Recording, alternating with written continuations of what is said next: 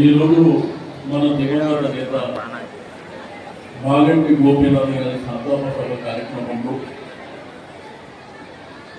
ఇన్ఛార్జ్లో ఉన్నటువంటి తమ్ముడు శాసన మండలి సభ్యులైనటువంటి యువ నాయకులు పోచంపల్లి శ్రీనివాసరెడ్డి గారికి, గౌరవ మాజీ శాసనసభ్యులు విష్ణువర్ధన్ రెడ్డి గారు, సోయల్ భాయ్ గారికి, రావుల శ్రీధర్ రెడ్డి గారు, ఈ కార్యక్రమాన్ని ఆర్గనైజ్ చేసినటువంటి తమ్ముడు రాజ్ కుమార్ పటేల్ గారికి, జేదీపీ గారు, కార్యకర్తలకు, డివిజన్ అధ్యక్షులకు, గోపీనాథ్ గారి సతీమణి సునీత గారు, వారి అబ్బాయి, వారి ఇద్దరు అబ్బాయిలకు, ఈ కార్యక్రమంలో భాగస్వామ్యమైనటువంటి మీ అందరికీ కూడా నమస్కారం తెలియజేస్తూ, గోపీనాథ్ గారి మా ఇద్దరి ప్రయాణం 1988వ సంవత్సరంలో, అంటే నాకంటే ముందు నుంచి తెలుగుదేశం పార్టీలో వారు ఉన్నప్పటికీ ఒక అన్నదమ్ములాగా మరి కలిసిమెలిసి ఎక్కడికి పోయినా, ఢిల్లీకి వెళ్ళినా, ఏపీకి వెళ్ళినా, లేకపోతే ఎన్టీఆర్ పూర్తికి వెళ్ళినా మేమందరం కలిసిపోతుంటాం. ఒకటే దగ్గర తింటుంటే ఒకటే దగ్గర పడుకుంటుంటాం. ఒక్క 5 నిమిషాలు అందించడం అంటే నిజంగా మా సొంత అన్న చనిపోయినంత బాధలో మరి నేను ఉన్నటువంటి సందర్భం. ఎందుకంటే గోపీనాథ్ అనేటువంటి మిత్రుడిని కోల్పోవడం చాలా బాధాకరమైనటువంటి అంశం. ఈరోజు సునీత గారు, వారి కుటుంబ సభ్యులు ఏదైతే కొడుకు కానివ్వండి, బిడ్డలు కానివ్వండి, తండ్రిని కోల్పోయిందని, మరి సునీత గారు భర్త కోల్పోయిందని వారి యొక్క ఆవేదన, బాధ మనందరికీ తెలిసినప్పటికీ జూబ్లీహిల్స్లో ప్రతి కుటుంబంలో ఒక బిడ్డను కోల్పోయిన విధంగా ఈ కుటుంబం అంతా గోపీనాథ్ గారి కుటుంబం అని చెప్పి నేను ఈ సందర్భంగా తెలియజేస్తా ఉన్నా.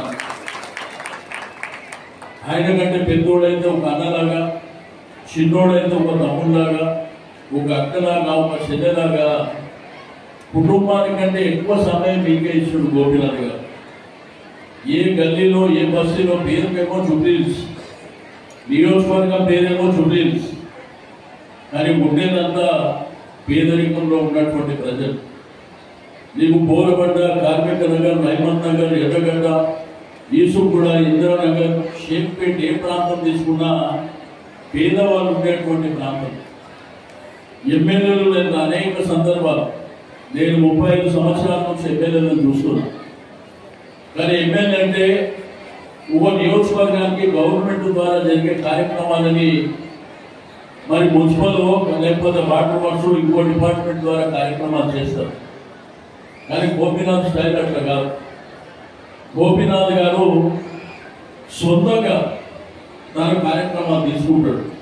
ఒకటి గవర్నమెంట్ ప్రోగ్రాం తీసుకుంటే, రెండో ప్రోగ్రాం కింద పేదవాళ్ళకి ఏదో చేయాలి, మధ్యతరగతి కుటుంబాలకు ఏదో చేయాలనేటువంటి సంకల్పంతో ఒక బతుకమ్మ పండుగ తీసుకున్నా, ఒక రంజాన్ తీసుకున్నా, ఒక బోనాల జాతర తీసుకున్నా, ఒక క్రిస్మస్ తీసుకున్నా, తన సొంత డబ్బులతోని కార్యక్రమాలని కొన్ని వేలాది మంది సమక్షంలో జరిపేటువంటి కార్యక్రమాలు. వారు 2014లో పోటీ చేసే ముందు, అంటే 2012 నుంచి ఒక 100 మీటింగ్లు నేను వారితో పాటు ఈ యొక్క జూబ్లీహిల్స్లో నేను పార్టిసిపేట్ చేయడం జరిగింది. ఇటువంటి మైమూలియ ఫంక్షన్ హాల్ అయితే ఎప్పుడు వేలాది మంది సమక్షంలో వారి కార్యక్రమాలు చేస్తుండే. వచ్చిన వాళ్ళకు బ్రహ్మాండమైనటువంటి కార్యక్రమాలతో పాటు మంచి భోజనం పెట్టి వారి కుటుంబం, వారి ఇంటికి పంపించేటువంటి సందర్భం. కానీ చాలా మంది ఎమ్మెల్యే అయిన తర్వాత కొంత స్టైల్ మారుతుంది.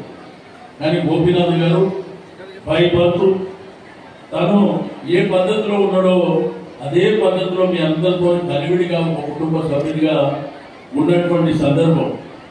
కాబట్టి నేను మీ అందరికీ ఆ కుటుంబానికి మనం ధైర్యం ఇవ్వడం కాదు, మనమే మాగంటి గోపీనాథ్ గారి కుటుంబం అనే విధంగా మనం ఎల్లప్పుడూ వారి కుటుంబానికి కూడా అండదండలు ఇవ్వవలసినటువంటి అవసరం ఉంటుంది. ఈరోజు కేసీఆర్ గారు, మరి కేటీఆర్ గారు మరి ప్రత్యేకంగా ఆ కుటుంబం పట్ల గోపీనాథ్ గారిని కోల్పోయినటువంటి బాధ మరి నేను చాలా సందర్భాలలో చూసినప్పటికీ కేసీఆర్ గారు ఎంతో బాధపడ్డారో మీరు అందరూ కళ్ళలో చూసినటువంటి సందర్భం. కాబట్టి నేను మీ అందరికి ఒకటే చెప్పేది, గోపీనాథ్ గారి లోటుని తప్పకుండా మేముంటే మనిషిని తీసుకురాగలేకపోతుండొచ్చు, కానీ మీ అండదండలుగా పార్టీ యంత్రాంగం అంతా మీతో పాటు ఉంటుందని చెప్పి నేను ఈ సందర్భంగా తెలియజేస్తా ఉన్నా.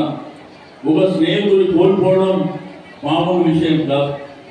గోపీనాథ్ని మీరు దగ్గరగా చూశారు, ఇక్కడ ఉన్నటువంటి నాయకులు కార్యకర్తలు, ఇక్కడ ఉన్న మా అక్క చెల్లెలు కూడా చూసింది. ఏ ఆపద ఉన్నా ఏ సందర్భమైనా కానీ మరి గోపీనాథ్ గారి దగ్గరికి పోతే మా బాధ తీరుతుందని కొన్ని వేలాది మంది సమక్షంలో మనం కార్యక్రమాలు చూసినాం. నియోజకవర్గాన్ని కూడా మరి ఎప్పుడు కేటీఆర్ గారితో మాట్లాడినా, కేసీఆర్ గారితో మాట్లాడినా, నాతో మాట్లాడినా డెవలప్మెంట్ కావాలనేటువంటి సంకల్పం, పేదవాళ్ళు ఉన్నారు వారికి అన్ని విధాలుగా మనం అండదండలు ఇవ్వాలనేటువంటి ఆ సంకల్పంతోనే వారి కార్యక్రమాలు చేసుకొని పోయింది. ఇప్పుడే విష్ణు చెప్పినట్టు ఆ రిజర్వాయర్ విషయంలో మరి నేను కేటీఆర్ గారు వారి మున్సిపల్ మినిస్టర్గా మరి అక్కడ ఉన్న పేదరికాన్ని దృష్టిలో ఉంచుకొని ఆ రిజర్వాయర్ వస్తే చాలా మంది దాహం తీరుతుందన్న ఉద్దేశంతో మరి మనం కట్టించినటువంటి సందర్భం. మొన్ననే 2 నెలల కింద ఈ కాంగ్రెస్ ప్రభుత్వం వచ్చి ఇనాగ్రేషన్ చేస్తున్నారు. ఏదో మాలు చేసిన వాళ్ళ లెక్క ఇనాగ్రేషన్ చేసి చాలా మాట్లాడి, కానీ గోపీనాథ్ గారు ఇక్కడ ఉన్నటువంటి ప్రజలకు అందరికీ తెలుసు వారు ఉన్నప్పుడు ఏం చేసిందండి. నేను నా జీవితంలో ఎప్పుడు ఊహించలే వారి ఆరోగ్య పరిస్థితి, ఆ తర్వాత ఈ పరిస్థితి వస్తుందని చెప్పి నా కలలో కూడా ఊహించినటువంటి సందర్భం కాదు. వారు ఆ మధ్యలో సర్దార్ గారు చనిపోయినప్పుడు వారు అక్కడ ఆ సర్దార్ గారి ఇంటికి శివయాత్ర జరిగినప్పుడు కానీ వారి ఇంటికి వెళ్ళినప్పుడు కానీ ఆయన మానసికంగా బాగా హట్ అయినటువంటి సందర్భం, తను తేరుకోలేనటువంటి సందర్భం. ఎందుకంటే నాకంటే చిన్నోడైనటువంటి ఆ సర్దార్ మరి ఆ విధంగా ఆత్మహత్య చేసుకొని చనిపోవడం అనేది ఆయన తట్టుకోలేదు. అప్పటికే వారికి గోపికి ఆరోగ్య పరిస్థితి కొంత ఇబ్బంది ఉన్నప్పటికీ ఆ సర్దార్ చనిపోయిన తర్వాత తను మానసికంగా చాలా బాధపడినటువంటి సందర్భం. కాబట్టి ఇటువంటి పరిస్థితి వస్తుందని నేనే కాదు, ఇక్కడ ఉన్న మీరు ఎవ్వరు కూడా ఊహించరు. ఎందుకంటే గోపీనాథ్ గారు చనిపోతారని మనం కళలో కూడా ఊహించినటువంటి పరిస్థితి. మీ అందరికీ నేను మరొకసారి చెప్పేది ఒకటే, మనం ఆ కుటుంబానికి అండదండలుగా ఉండవలసినటువంటి అవసరం ఉన్నది. ఏది ఏమైనప్పటికీ మరి పూర్తి స్థాయిలో ఆ కుటుంబాన్ని మన కుటుంబంగా గోపీనాథ్ని మనం ఎట్లయితే మన కుటుంబ సభ్యుడు అనుకున్నామో తప్పకుండా ఆ కుటుంబానికి మనం పూర్తి స్థాయిలో అండదండలుగా ఉండవలసినటువంటి అవసరం ఉన్నదని చెప్పి నేను ఈ సందర్భంగా తెలియజేస్తా ఉన్నాను. గోపీనాథ్ అనేటువంటి వ్యక్తి చరిత్రలో చాలా మంది జననం మరణం అనేది చాలా సర్వసాధారణం. మనిషి పుట్టడం చనిపోవడం అనేది ఆ సృష్టి ధర్మం. కానీ కొంతమంది వ్యక్తులు చనిపోయినా కానీ మరి శాశ్వతంగా మన జీవితంలో ఉండేటువంటి వ్యక్తుల్లో గోపీనాథ్ గారు ఉండరు అని చెప్పి నేను ఈ సందర్భంగా తెలియజేస్తూ ఉన్నాను. మనం చనిపోయి ఇన్ని రోజులు అయినప్పటికీ గోపీనాథ్ ఇప్పుడే మన కళ్ళ ముందు ఉన్నట్టు, మనకి ఇప్పుడే కలిసిపోయినట్టు, మన బస్సులో పొద్దున్నే తిరిగిపోయినట్టు మనకు అనిపిస్తుంది. కాబట్టి వారి యొక్క ఆశయాలకు అనుగుణంగా వారి ఏదైతే జూబ్లీహిల్స్ నియోజకవర్గంలో ఈ గ్రేటర్ హైదరాబాద్ పరిధిలో వారైతే ఏమి ఆశించారో, ఏమి వారి యొక్క ఆశయాలు ఉన్నాయో తప్పకుండా ఆశయాలను నెరవేర్చే విధంగా మనమందరం కృషి చేస్తామని చెప్పి నేను ఈ సందర్భంగా తెలియజేస్తా ఉన్నాను. ఒకవేళ రిజర్వాయర్కు విష్ణు చెప్పినట్టు మనం తీర్మానం చేసినాక ఈ కాంగ్రెస్ ప్రభుత్వం పేరు పెట్టకపోతే తప్పకుండా 3 ఏళ్లలో మన ప్రభుత్వం వస్తుంది. గోపీనాథ్ గారి స్టాచ్యూ ప్రతి డివిజన్లో స్టాచ్యూ పెడతాం. అదే విధంగా రిజర్వాయర్ కాదు, అనేకమైనటువంటి కార్యక్రమాలు కూడా గోపీనాథ్ గారి పేరు మీదనే మనం చేస్తామని చెప్పి నేను గడ్డాపదంగా ఈ సందర్భంగా తెలియజేస్తా ఉన్నాను. ఎందుకంటే వారు శాశ్వతమైనటువంటి నాయకుడు. వారు చనిపోయినా కానీ మన మధ్యలో ఎల్లప్పుడూ తిరుగుతున్నటువంటి నాయకుడుగా ఉంటాడు. కాబట్టి గోపీనాథ్ని చిన్న పిల్లల నుంచి పెద్దవాళ్ళ వరకు ఎవ్వరూ మర్చిపోలేదని చెప్పి నేను ఈ సందర్భంగా తెలియజేస్తా ఉన్నాను. మరి తప్పకుండా ఆ కుటుంబానికి మనం అందరం ధైర్యం ఇస్తూ మరి వారిని కూడా గోపీనాథ్ గారిని మన జీవితంలో మర్చిపోని లేని విధంగా మన ప్రభుత్వం వచ్చిన తర్వాత చాలా కార్యక్రమాలు తీసుకుంటామని చెప్పి నేను ఈ సందర్భంగా తెలియజేస్తాను. వారి యొక్క నిజమైనటువంటి ఆశయాలు మిగిలాలి.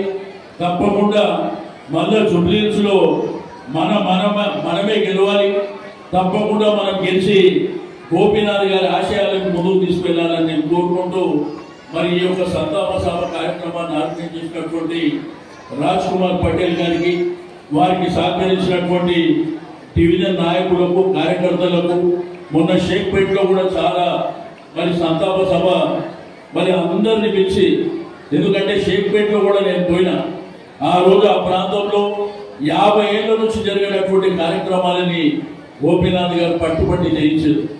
అన్ని డివిజన్లలో కూడా ఎప్పటికప్పుడు పట్టుపట్టి కార్యక్రమాలు చేయించినటువంటి 50, 30, 40 ఏళ్ల నుంచి జరిగిన కార్యక్రమాలని వారి యొక్క పట్టుదలతోనే జరిగినటువంటి కార్యక్రమాలు ఉన్నాయని చెప్పి నేను ఈ సందర్భంగా తెలియజేస్తూ మరి వారి యొక్క కుటుంబానికి ఆ భగవంతుడు ధైర్యాన్ని ఇవ్వాలి.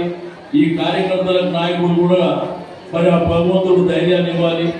గోపీనాథ్ గారు ఎక్కడున్నా కానీ మన మధ్యలోనే ఉన్నట్టు మనకు ఉన్నది కాబట్టి మరోసారి అందరికీ నేను మనస్ఫూర్తిగా కృతజ్ఞత తెలియజేస్తూ సెలవు తీసుకుంటాను.